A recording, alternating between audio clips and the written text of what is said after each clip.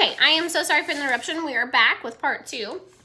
We really just need to pick up on the anterior thoracic and lungs because we talked about percussion. Auscultation, you know how to do that. You've been doing that since you were an RN. You just need to make sure that you are able to chart basically your findings. So when you're inspecting and auscultating in your exam, you just want to make sure that you go through and you tell me what you find. Now, the auscultations, make sure that you can differentiate between vesicular, bronchovesicular, and then the bronchial ones, as well as being able to tell me what abnormals match up with what you're hearing. So what do you hear in a CHF, or what do you hear in asthma? And then you'll need to know bronchophony and egophony. You'll also need to know how to describe funnel chest and barrel chest. So as far as being able to follow this rubric, I think the videos do a great job outlining what you need to know. They do go into a little more detail than I'm looking for, or what this rubric is looking for. So you don't need to worry about the extras. Just stick to what is on the rubric. Now, for an exam or down the road, absolutely you should review all of the information, but just what I'm looking for, I think it's pretty easy to pick out from those videos this information. I also just wanted to remind you that you won't be able to perform your exam and then at the very end tell me all of your assessments. You're not going to be able to do that. There's way too much. So you could do the inspection all together and then tell me at the end, almost like you're scribing to me, what you have found. Then you could do the palpation. You could probably do inspection and palpation together and then tell me those assessment findings. Then you'll want to do your auscultation. We can talk about the abnormals at the end. You know I'm going to ask you questions about those. That's not only for my fun. No, I'm just kidding.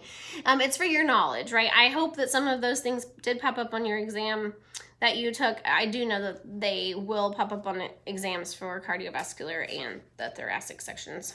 Now, you will also want to make sure that I can see you and your patient, because if you are standing right in front of your camera and you're going through and performing your auscultation, but I can't see that it's in a ladder format, I'm going to say, now, how did you do that?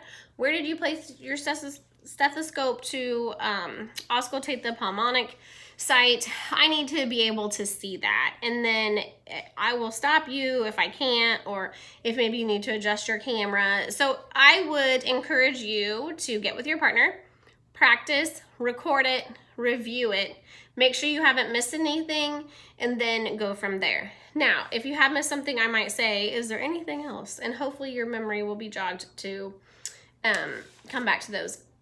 The difference between the mental health exam and the cardiovascular and the thoracic exam is you can't have any papers for this, because when you're in an exam room with a patient, you're not going to have any papers. Now, I will tell you more than once as a student, I would go through and I would do my assessment, and then my preceptor would say, did you assess this? And I would say, no, but I'll go do it right now. And I would go back into the room and say, I am so sorry. I completely forgot to assess this portion for our exam. Can I go ahead and do that now? And I didn't meet any hesitation from any patient. They're just like, oh yeah, that's fine. I forget things all the time. So just try to get in a format that works for you so you don't forget anything. And you will find all preceptors have a little bit different format or order that they assess things, and you'll come up with your own order that you use to assess a patient. Oh, excuse me. So just try to get that order in your mind now and memorize it and practice it, so when you do go out into the clinical setting, you'll have it down pat. You can just go through it. Now, you do have a computer, and so when you're going through your review of systems with the patient before you get started on your exam, that will kind of jog your memory as to say, oh yeah, I typically don't assess this portion of my patients, but because they're complaining of these things, I'm going to go ahead and do a further assessment on that.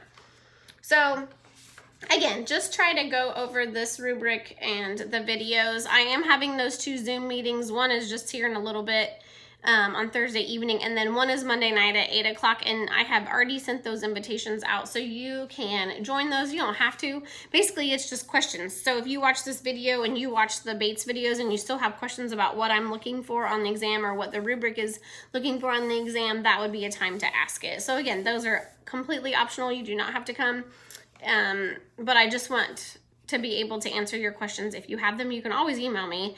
But if that doesn't work or you find it better to learn face-to-face, then we can Zoom as well. So anyway, have a great weekend and try to stay safe out there. COVID is on the rise. The hospital here in Muncie is overran. I took a group of students there last night. They were in a tailspin. They are at maximum capacity. They have no empty beds. Every floor is now a COVID floor. It was quite a mess. So I behoove you to wear your masks wherever you go. Practice social distancing. I know you guys all are, but before too long, I'm just afraid that we're all going to know someone that has been affected by COVID, and I just want us to all stay safe as we can, as we move through this holiday season. Just try to stay safe. All right, let me know if you have any questions, and I'll see you guys soon. Bye.